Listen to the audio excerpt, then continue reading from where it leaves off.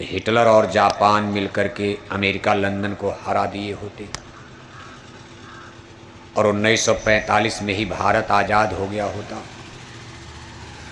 England Britain, चूंकि Britain का भारत पर राज चल रहा था, हम लोग गुलाम थे 1945 में। ये दूसरा विश्व युद्ध जिसको WW2 नाम दिया गया है, सेकेंड वर्ल्ड वार, दूसरा विश्व युद्ध है।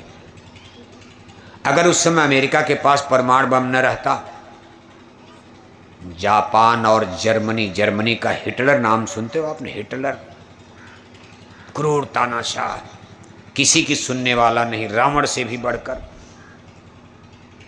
जर्मनी और जापान मिलकर ब्रिटेन और अमेरिका को, फ्रांस को डिफीट दे रहे थे, हरा रहे थे। लेकिन विधि का विधान देखो, अमेरिका ने परमाणु बम बना लिया। अभी दुनिया में किसी के पास परमाणु बम नहीं, कोई जानता भी नहीं था ऐसा भी हथियार होता। चोरी चोरी बना करके ले जा करके नागासाकी, हिरोशिमा 6 अगस्त और 9 अगस्त 1945 उसने ले जा करके जापान पर गिरा दिया 2 ही परमाणु बम। करीब 3 लाख लोग घंटे 2 घंटे में मारे गए, 2 शहर उसका बर्बाद हो गया। उस जमाने में जब इटावा एक गांव की तरह, 1945 में इटावा कितना बड़ा रहा होगा। उस जमाने में जिस शहर की आबादी 1 लाख 1.5 लाख हो तो बहुत बड़ा शहर माना जाएगा। 1945 उसके 2 बड़े बड़े शहर देखते देखते जलकर भस्म हो गए। इसके बाद अमेरिका ने कहा अभी और मारूंगा, मेरे पास ये हथियार इतना ज़्यादा है कि मैं जर्मनी जापान को टापू बना दूंगा। था नहीं, वैसे इतना बना नहीं पाया था जल्दी जल्दी में, लेकिन उसने बनर घुड़की यानी डरवाया जापान को, हिटलर को, कि मैं जर्मनी जापान को टापू बना दूंगा, देख लो मेरी ताकत, मेरे पास ऐसे बहुत न्यूक्लियर वेपन्स है। डर गया जापान और घुटना टेक दिया, हाथ जोड़ लिया, कहा महाराज मत मारो, हम सरेंडर। जापान युद्ध हार गया। यही जापान उस समय नेताजी सुभाष चंद्र बोस को मलाया, सिंगापुर, रंगून, आसाम में मदद दे रहा था। नेताजी सुभाष चंद्र बोस की आज़ाद हिंद फौज को सब कुछ सप्लाई जापान कर रहा था। हिटलर का भी सहयोग मिला था, सपोर्ट। नेताजी हिटलर से जाकर मिल गए थे, अपने घर से चोरी चोरी भाग, कहानी सुनते हो आप। अंग्रेजी पुलिस उनको घर में गिरफ्तार करके बैठी है और नेताजी भेष बदल करके जर्मनी चले गए। यहाँ उनकी अंग्रेजी सिपाहियों को पता नहीं, कुछ दिन बाद पता चला, घर में तो आई नहीं, हंगामा मच गया। जब वो जाकर के यूरोप में जर्मन की रेडियो से बोले मैं नेताजी सुभाष बोल रहा हूँ, मैं जर्मनी से बोल रहा हूँ, तब हंगामा मच गया। कैसे वहाँ पहुँच गए? उस जमाने में इतनी सुविधा भी नहीं थी। आज आपको जाना हो तो कहीं पकड़ लिए जाओगे। नेताजी इसलिए तो उनको गजब का माना जाता है। मुसलमान बनकर चले गए थे, फिर अंग्रेज बनकर गए इटली में, फिर जर्मनी जाकर हिटलर से मिले, हिटलर ने ही जापान भेजा और इसके बाद वो देखो मलेशिया, सिंगापुर, रंगून, बर्मा से जापान ने मदद दिया। लड़ाई जीतते जीतते आसाम तक आ गए। जब वो भारत में प्रवेश किए, सब जीत लिया पीछे का अंग्रेजों, क्योंकि अंग्रेज तो विश्व युद्ध में लगे थे, उधर उनकी शक्ति उधर थी। मारते पीटते जब चौकियों को जलाते अंग्रेजों की आगे बढ़े, तब तक जापान पर परमाणु बम का वार हो गया। नेताजी सुभाष चंद्र बोस को मदद मिलना बंद हो गया। अब खाएंगे क्या? उनके पास तो कुछ है नहीं, भारत की तरफ से कोई मदद नहीं। राजे महाराजे जमींदार सब अंग्रेजों के अधीन हैं, कौन मदद करेगा?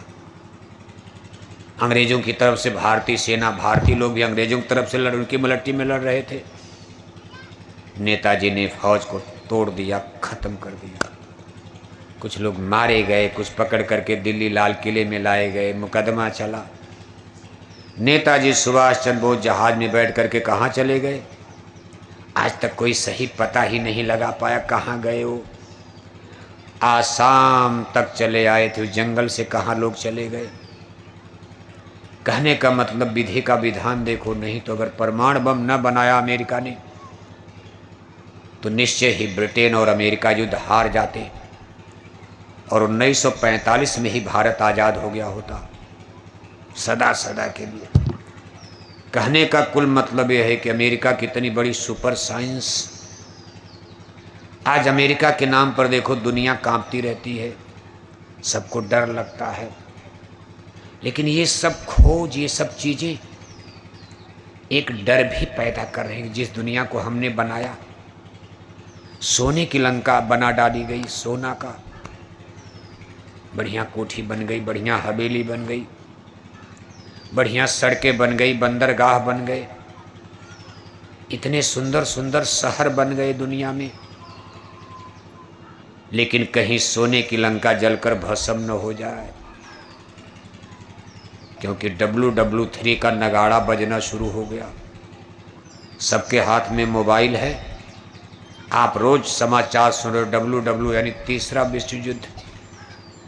2 विश्व युद्ध के बाद अब तीसरे विश्व युद्ध का नगाड़ा बजना शुरू हो रहा, ढोल बजाई जा रही है, ढोल पीटा जा रहा कि सावधान, ये संसार WW3 थर्ड वर्ल्ड वार के मुहाने पर खड़ा हो चुका है। मौत की भट्टी में दुनिया जा रही।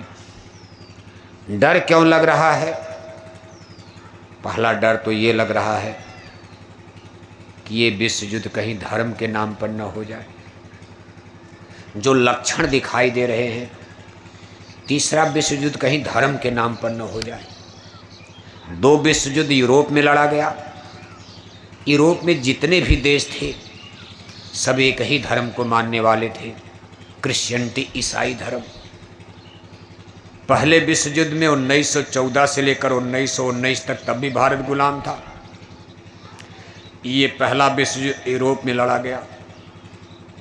इसमें सभी राष्ट्रों का एक ही धर्म था, ईसाई धर्म। दूसरा विश्व युद्ध 1939 से लेकर 1945 तक ये भी यूरोप में लड़ा गया। इसमें भी सभी देशों का एक ही धर्म था, ईसाई धर्म। आप कहोगे जब एक ही धर्म के थे तो लड़ क्यों गए?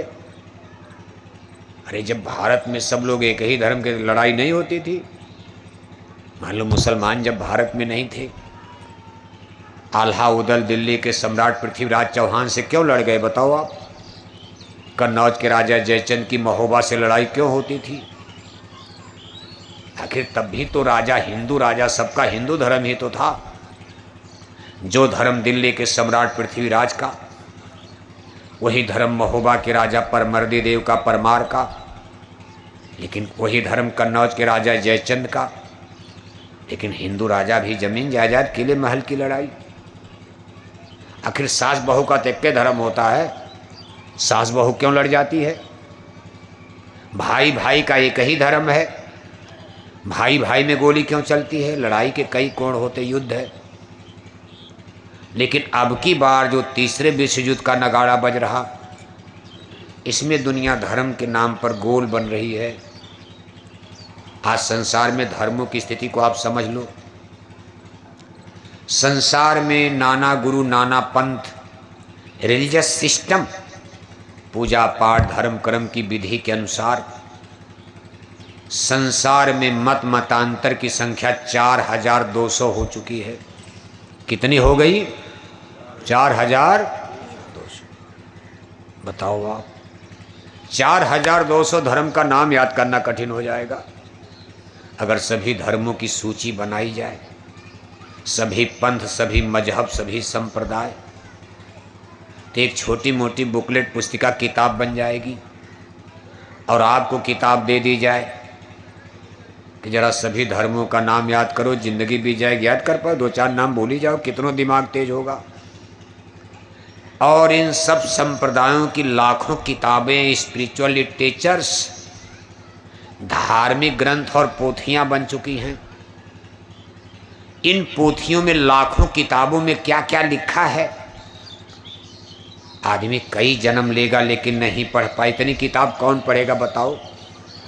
जैसे आपका हिंदू घर में जन्म हुआ है, एक पूरी रामायण आप नहीं पढ़ पाए, गीता आपके पास है ही नहीं, 4 वेद का आप नाम नहीं जानते हो, अपने हिंदू धर्म की ही सारी किताबें आपकी समझ में नहीं आएगी, फिर मुसलमानों का, सिख का, ईसाई का, जैनी है, बौद्धिस्ट हैं, पादरी हैं, यहूदी हैं, क्या क्या।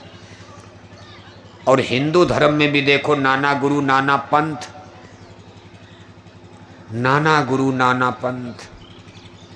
भारत में कुछ धर्म गुरु कह रहे हैं कि शाकाहारी धर्म से वेजिटेरियन लाइफ सिस्टम, पूजा पाठ, साधना, उपासना, भगवान के भजन के लिए शाकाहारी होना जरूरी है।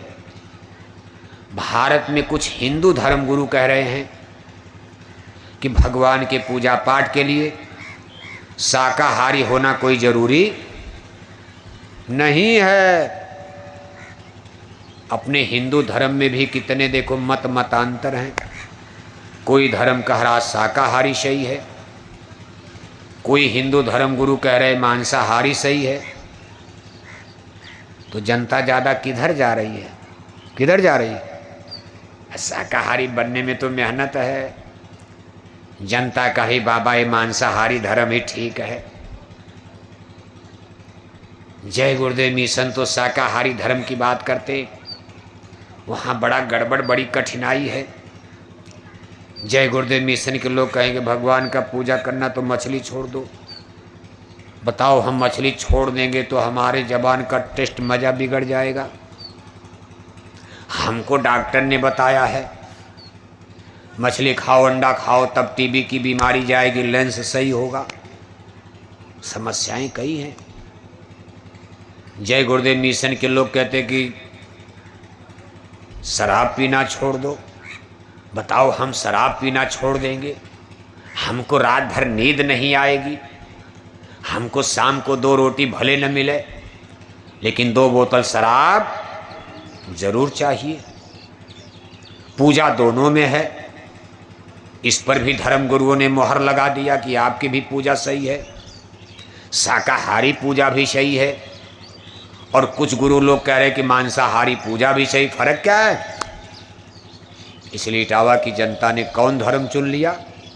कौन धर्म? जोर से बोलो। शाकाहारी। ज्यादा कौन धर्म चुन लिया?